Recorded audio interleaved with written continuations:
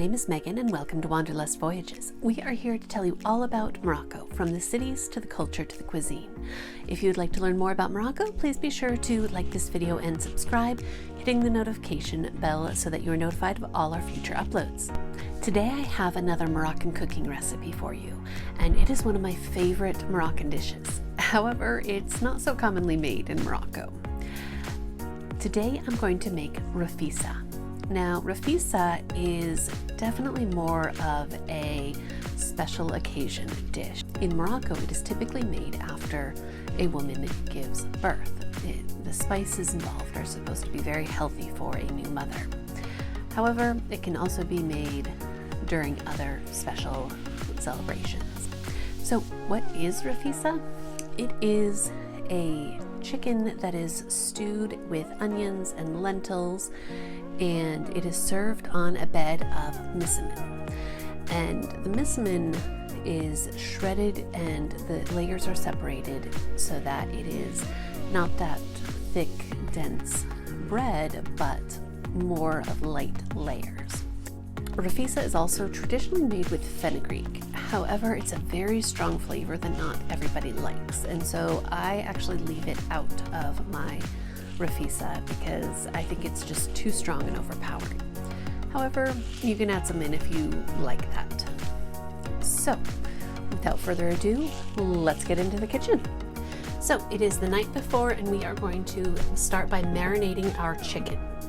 To do that, we of course need a chicken. This is about 4 pounds. We need a 1/3 cup of olive oil, 2 to 3 onions depending on the size. I have 2 little ones here, so I did 3. And then our spices, pretty simple. We need 2 teaspoons of salt, 2 teaspoons of black pepper, 1 tablespoon of ground ginger, 2 teaspoons of ras el hanout, and 1 teaspoon of turmeric. So, the first thing we need to do is slice our onions. We want them sliced really thinly, and I like to use my mandolin for this because it goes much faster and there is less chance of me starting to cry. So because they are so thinly sliced, they are going to cook down and almost dissolve into a gravy. So don't worry if this seems like a lot of onions. And of course, if you do use a mandolin, be very careful. I have absolutely sliced my finger on this before. They are very sharp. All right. So, made quick work of the onions there. And now what we are going to do is, in our pot, we want all of our onions.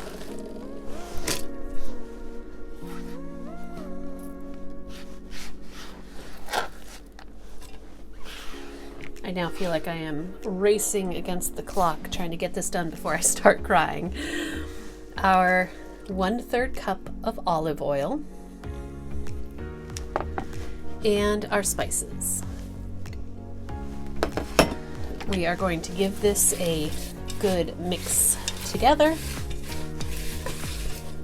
So I like to use our couscous pot because when we are doing this, we are going to need enough water to cover the chicken, but we also don't want to have a ton of water and have too thin of a gravy. And because this is deep but a little bit more narrow, it's going to work a little bit better. All right, so get our chicken down in there, and then we're going to want to turn it, get it all covered in those wonderful spices, get it coated in oil, make sure there's some onions above it, below it, on the sides, and we are going to have a lovely little marinade. Now, all we do, cover it, put it in the fridge overnight, and I will see you tomorrow for turning this into a delicious Rafissa. Okay, it is the second day. Our chicken has been marinating all night with the onions and spices. Today we are also going to need 1/2 cup of lentils, 1 cup of chopped parsley, 1 cup of chopped cilantro, a teaspoon of saffron that has been toasted and ground, 3 cups of water, and a teaspoon of smen. Now, smen is a type of preserved butter that has a very unique aroma, kind of like Parmesan cheese. If you don't have any, then that's fine. It is not required, but if you do have some, it adds a nice depth of flavor. To finish it, we are also going to need a 1/4 cup of blanched almonds and a dozen quail eggs. I usually cook all 18 because I always lose a few to the peeling process. And if you have a place to get msemmen, you will need about 4 msemmen. If you are making your own, a whole batch is what you're going to need. So we are going to start by putting the pot of chicken and onions on the stove over medium heat, and we're going to cook it for about 15 to 20 minutes until the onions begin to cook down and create a rich gravy. So I'm going to get that on the stove, and then I will be back to show you how we prepare the msemmen. One of the distinctive features of Rafissa is that it is served on a bed of shredded msemmen. Of course, in Morocco, they will make it specifically for that. They don't always have to shred the msemmen themselves, but here in the US, usually we have to do it ourselves. So you want to just tear it into bite-sized pieces and then separate the layers. And I'm going to put this into the top of a couscous pot because we are going to steam it to warm it up. So it's going to be a bit of a long process. So if you have extra hands to help, especially little hands, it will definitely make it go a bit faster. So I'm going to do this for a bit, making sure to stir the chicken and onions every so often to make sure nothing sticks to the bottom of the pan or starts to burn. And I will see you in about 15 to 20 minutes for the next step of the chicken. Okay, you can see that the onions are starting to form a gravy. So we are going to add our cilantro, parsley, our rinsed and drained lentils,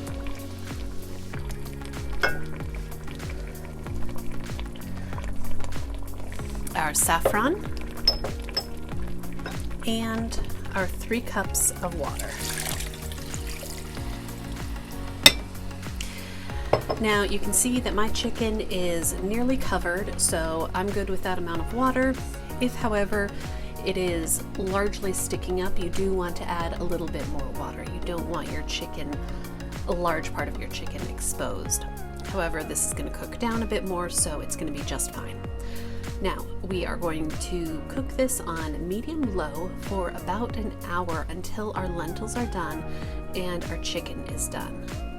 In the meantime, we are going to fry our almonds and cook our quail eggs. So let me get this covered and I will show you how to do those. Okay, to fry our almonds, we are going to want a small amount of oil in a small pan, whether it's a fry pan. I like to use this small saucepan because the smaller area means less oil needed. So you want to bring it up until it is just starting to shimmer. You can also test it by dropping in a drop of water. Again, if you're doing that, be very careful.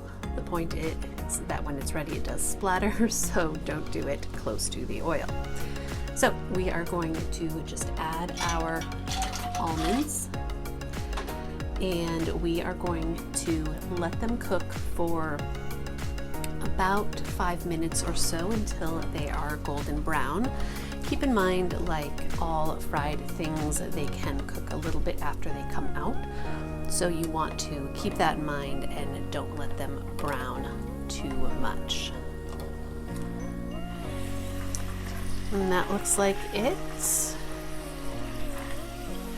They are nicely browned, so we are going to drain them on a paper towel. And of course, if you have something else you can use this oil for, by all means, just do not put it down the drain.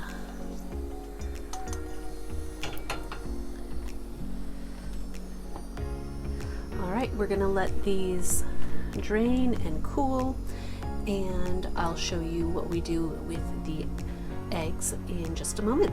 To cook your quail eggs, it is going to go pretty quickly, and you do need to be pretty precise with this because you don't want them overcooked, you don't want them undercooked. You need a pot of water that has just enough water to cover the eggs, about 1 to 1.5 inches.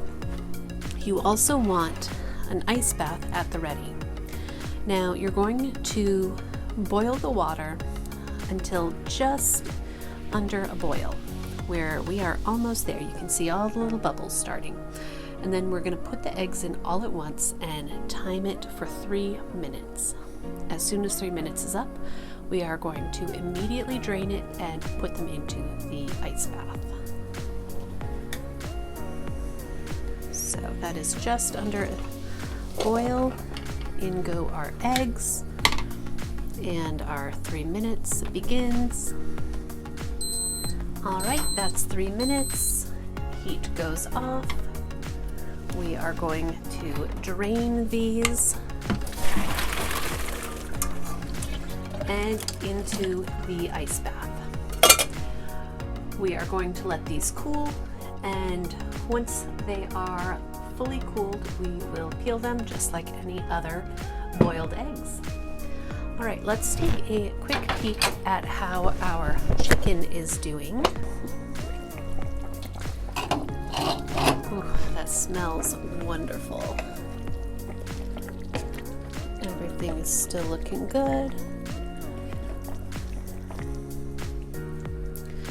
All right, we are nowhere near an hour yet, so we're just gonna leave that for a while, and I will see you when it is all done. Okay, so it has been over an hour now. Our chicken is done, our lentils are done. Now, to finish this off, what we're going to do is take the chicken out and broil it for about 5 to 10 minutes to let the skin get nice and crisp. And during that time, we are going to boil down some of this sauce. We don't want it to be super juicy. We want it to thicken up a little bit. So be very careful. Be sure to get the water out of your bird. All right, and while we are thickening the sauce, we're also going to put that teaspoon of smen in there and just stir that in.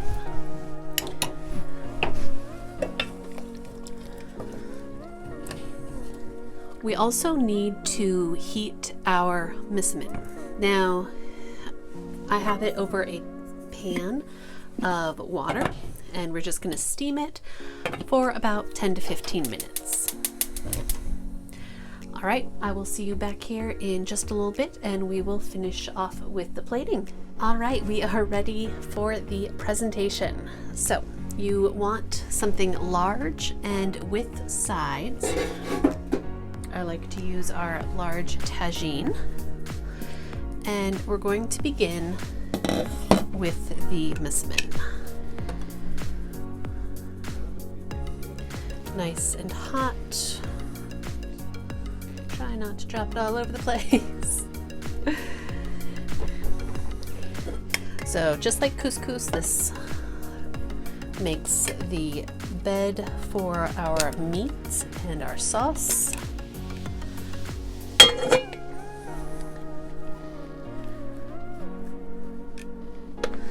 All right, And then we have our chicken with this wonderfully browned skin.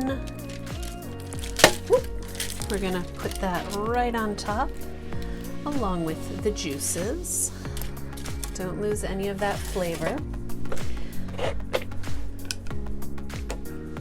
Next we have the sauce. Now this is a lot more sauce than you're gonna be able to fit into this. So you want to start with a few ladlefuls.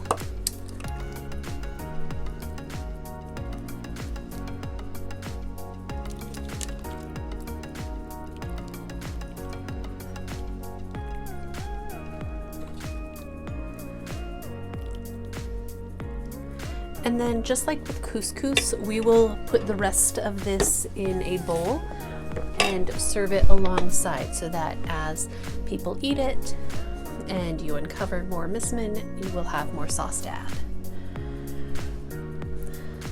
And then we of course have the eggs.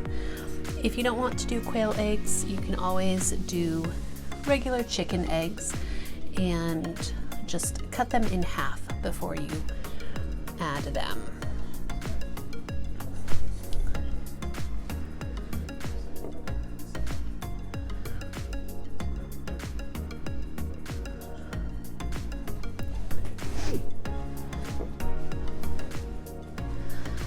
And finally, we have our fried almonds that we put on top. It adds a wonderful crunch and an excellent texture to the dish. And there you have it, a beautiful Rafissa. It is absolutely delicious and it is traditionally served family style. Like many Moroccan dishes, everyone just eats out of the center portion and of course our extra lentils on the side. Thank you so much for joining me with making this, and I really hope you will try it for yourself. It really is one of my favorite Moroccan dishes. So join us next time for more Moroccan recipes and Moroccan travel advice. Bon appetit!